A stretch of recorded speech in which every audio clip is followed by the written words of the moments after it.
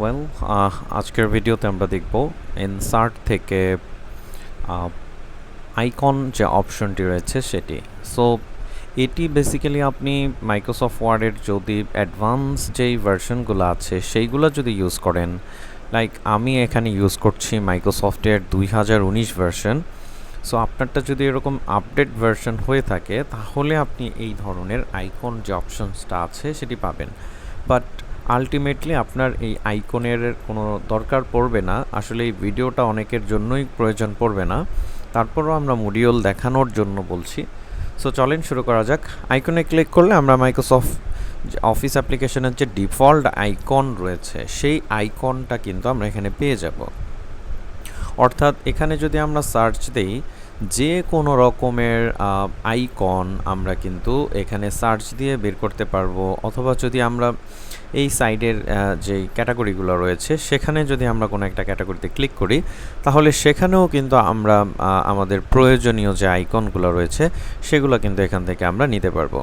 So যে কোনো একটা আইকনে ক্লিক করার পর ইনসার্টে ক্লিক করলে সেই আইকনটি কিন্তু মাইক্রোসফট অফিস অ্যাপ্লিকেশনের যেই সারফেসটি রয়েছে সেখানে চলে আসবে। সো একইভাবে এই আইকনটাকে যদি আপনি নড়াচড়া করাতে চান তাহলে এখান থেকে আপনাকে ওয়ার্প টেক্সট, তারপর ইন ফ্রন্ট অফ টেক্সট অথবা বিহাইন্ড টেক্সটে ক্লিক করার পর সেটিকে কিন্তু আপনি ব্যবহার করতে পারেন। তো এই হচ্ছে আমাদের এই মাইক্রোসফট ওয়ার্ডের ইনসার্ট থেকে কিভাবে আপনি আইকন ব্যবহার করবেন। বাট আপনার যদি মনে হয় যে আমি আসলে আমার মতো করে যেমন খুশি তেমন আইকন আমি আসলে সার্চ করে নিয়ে আসতে চাই, তাহলে আপনার চলে যেতে হবে গুগলে, অ্যান্ড গুগলে যাওয়ার পর আপনি আসলে কেমন আইকন চাচ্ছেন সেটি লিখে সার্চ দিতে হবে।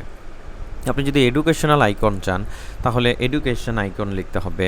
আপনি যদি আইকনটা পিএনজি আকারে চান তাহলে পিএনজি লিখে সার্চ দিতে হবে। পিএনজি হচ্ছে যেই আইকনের কোনো ব্যাকগ্রাউন্ড নেই। আপনি যেই ক্যাটাগরির আইকন চাচ্ছেন সেটি লিখে সার্চ দিলেই কিন্তু আপনি গুগলে পেয়ে যাবেন।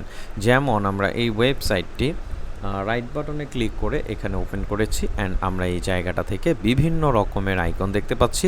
সেগুলা কালার আইকন আছে এবং বিভিন্ন রকমের আইকন, সেগুলো কিন্তু আমরা এখান থেকে ডাউনলোড করে মাইক্রোসফট অফিস অ্যাপ্লিকেশনে কিন্তু ব্যবহার করতে পারি। সো এখন যদি আমরা বলি যে আসলে আইকনগুলো আপনারা কোথায় ব্যবহার করবেন, আপনার বিভিন্ন রকমের অফিসিয়াল প্রজেক্ট অথবা কোনো সিভি বা কোনো ডকুমেন্টের এই সমস্ত জায়গায় কিন্তু আপনি এই আইকনগুলোকে ব্যবহার করতে পারেন। সো আপনার যেই কালারের পছন্দ সেটি আপনারা গুগল থেকে সার্চ দিয়ে নিয়ে আসতে পারেন। এখানে এসে যদি আপনি সার্চ করেন এডুকেশন, অথবা আপনারা যদি এইখানে ফোন নাম্বার লিখে কোনো আইকন সার্চ করেন তাহলে কিন্তু সেই রকমের আইকন পেয়ে যাবেন। এবং এটি কোথায় ব্যবহার করবেন, এইগুলো আপনার বিভিন্ন ফাইলের বিভিন্ন জায়গাতে আপনি চাইলে ব্যবহার করতে পারেন। আর তাছাড়া যদি আমরা এখানে আরেকটি দেখাই, আমাদের এক স্টুডেন্টের তৈরি করা ডকুমেন্ট এটি। সো তাহলে আমরা আজকে যেটি জানতে পারলাম সেটি হচ্ছে মাইক্রোসফট ওয়ার্ডে আপনি আসলে আইকন কীভাবে ব্যবহার করবেন।